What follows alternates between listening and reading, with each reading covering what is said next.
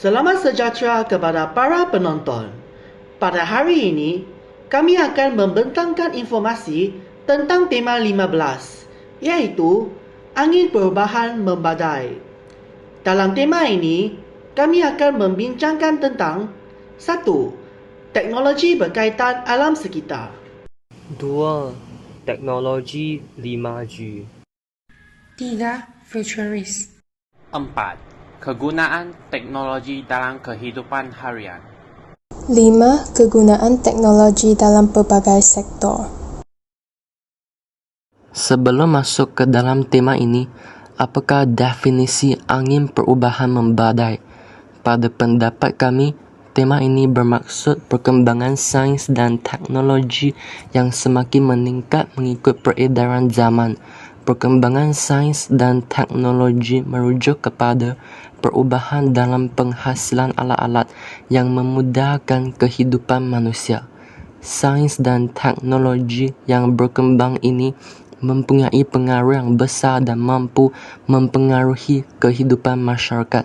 Sebagai contoh, telefon pintar bukan sahaja menjadi alat komunikasi dan alat hiburan, malahan juga menggantikan kamera, kalender, jam serta dapat mengakses maklumat terkini dengan pantas. Dengan kemajuan sains dan teknologi, taraf hidup masyarakat juga dapat dipertingkat bersama kedudukan negara. Oleh itu, sains dan teknologi ini amat penting dan harus digunakan dengan bijak dan betul. Yang pertama, kami akan membentangkan konsep teknologi hijau bahasa alam.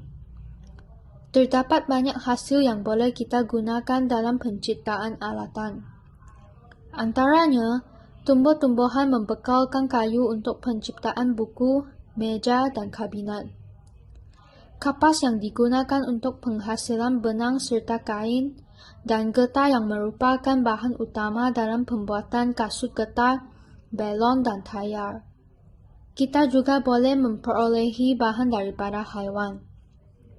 Hasil seperti baju panas dan bulu tangkis diperbuat daripada bulu haiwan. Kulit haiwan digunakan untuk penghasilan beg dan kasut kulit.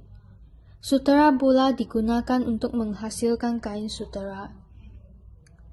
Kini, keindahan alam sekitar makin hari makin kurang. Flora dan fauna yang unik di Malaysia seperti harimau Malaya, tapir, orang utan dan tongkat ali semakin pupus kerana pemburuan haram manusia.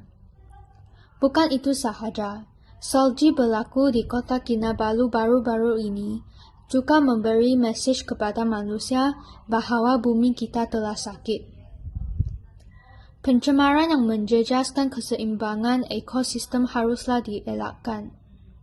Dengan ini, pelbagai teknologi yang canggih telah dicipta untuk menangani masalah tersebut. Sebagai contoh, kereta hidroelektrik yang tidak memerlukan diesel dan tidak mengeluarkan asap yang mencemarkan udara. Selain daripada teknologi hijau, memang tidak dapat dinafikan bahawa negara Malaysia juga telah memberi perhatian kepada teknologi maklumat dan komunikasi. Inovasi 5G juga memainkan peranan yang signifikan dalam kehidupan seharian kami. Kegunaan 5G meliputi 1. Bidang edukasi dan pekerjaan. Pada tahun 2020, pandemik COVID-19 telah mengancam kehidupan seharian rakyat jelata Malaysia. Inovasi 5G yang telah dilancarkan pada tahun 2019 merupakan aspek penting untuk merealisasikan sesi pengajaran dan pembelajaran secara atas talian ataupun bekerja dari rumah. Aplikasi komunikasi seperti WhatsApp, Google Meet dan Zoom telah membawa banyak kemudahan kepada pelbagai pihak dalam bidang masing-masing. 2. Bidang ekonomi. Dengan trend digital yang sedang berlaku di negara kita, peluang pekerjaan telah menjadi banyak. Profesi seperti content planner, programmer dan influencer telah dibekalkan kepada masyarakat Malaysia. Aplikasi e-wallet seperti Touch and Go e-wallet telah memudahkan kehidupan seharian kita. Aplikasi ini telah memudahkan kita supaya dapat membeli barang yang diingini dengan satu klik sahaja. 3. Bidang industri. Pada era modernisasi ini, kilang-kilang telah digalakkan untuk menggantikan tenaga manusia dengan tenaga elektronik. Pelbagai mesin telah diciptakan dan diubahsesuaikan untuk kegunaan kilang untuk menghasilkan berbagai-bagai barang. Apakah futurist? Futurist merupakan individu atau golongan yang cenderung melihat impian dan pengertian masa depan melalui ciri-ciri kemajuan. Ciri-ciri futurist termasuklah berani mengambil risiko, terbuka kepada kritikan dan saranan, rajin dan berdisiplin. Sebagai contoh, kereta api maglev yang merupakan satu bentuk sistem pengangkutan yang menggunakan daya elektromagnet untuk mengapung, memandu dan memacu kenderaan. Pada dekad 1970-an, Jerman dan Jepun pula memulakan kajian mereka dan selepas beberapa kegagalan, kedua-dua negara ini berjaya membangunkan teknologi yang matang pada dekad 1990-an. Hampir semua negara mempunyai kereta api maglev yang mampu menjimatkan masa dan kos rakyat untuk ke destinasi masing-masing. Kejadian pencemaran bunyi dan pencemaran udara di seluruh negara juga dikurangkan dengan teknologi daya elektromagnet ini.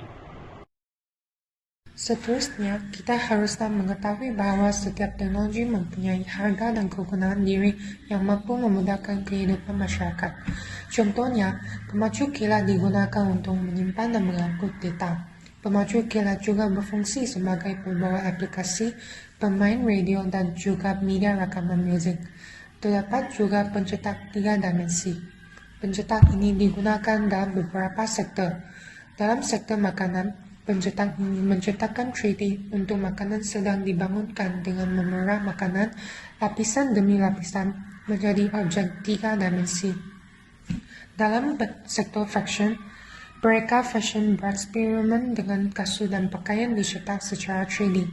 Penggunaan pembedahan terapi berpusatkan pencetakan 3D mempunyai sejarah bermula pada pertengahan 1990-an dengan pemodelan anatomi untuk perancangan pembedahan rekonstruktif tulang. Dalam sektor pendidikan pula, pencetakan 3D dan khususnya pencetak 3D sumber terbuka ialah teknologi terkini yang masuk ke dalam bilik darjah. Di samping itu, kemajuan dalam bidang sains dan teknologi juga telah menjadikan kehidupan harian kita lebih selesa dengan memudahkan dan mempercepatkan kerja harian, di samping memberikan hasil yang lebih bermutu. Banyak manfaat yang telah kita dapat dalam pelbagai bidang. Yang pertama, dalam bidang domestik, sains dan teknologi membantu manusia membuat kerja-kerja seharian seperti membasuh baju dan memperiuk nasi dengan lebih mudah dan cepat. Banyak masa dapat dijimatkan dan digunakan untuk memberikan tumpuan kepada keluarga dan kerjaya. Seterusnya, dalam bidang pengangkutan pula, sains dan teknologi meningkatkan taraf kehidupan masyarakat dengan menjadikan pengangkutan lebih mudah, cepat dan selesa. Misalnya, ciptaan dan inovasi kapal terbang, kereta, komuter dan monorail. Lebih-lebih lagi, penemuan ciptaan baja organik dalam bidang pertanian dapat menghasilkan tanaman yang lebih bermutu. Penggunaan jentera mesin juga dapat meningkatkan kualiti dan kuantiti hasil dengan cepat dan mudah, di samping menjimatkan tenaga dan masa petani.